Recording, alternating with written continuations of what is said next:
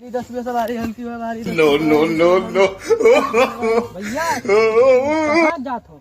सवारी ढोई दन भैया। हाँ तो हुआ चलियो। हाँ ले चलो है। अच्छा हुआ ना जान पाए यार।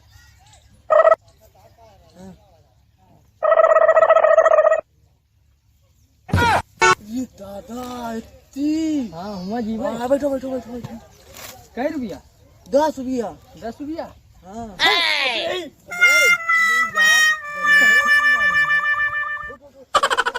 कौन गाड़ी हो भैया? अरे कायदे बैठो। अबे यार तुम्हारी गाड़ी हो? हाँ गाड़ी हो कि गाड़ा हो?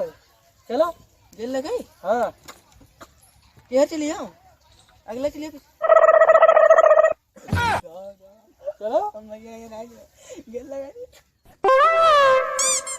नो नो नो मर क्या?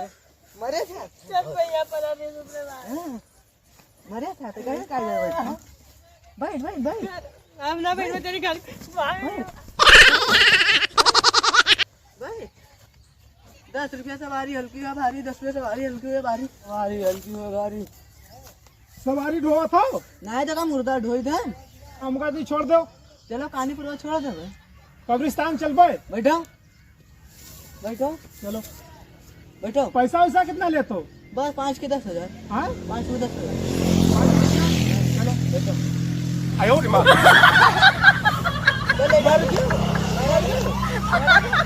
चलो पटना हो गए।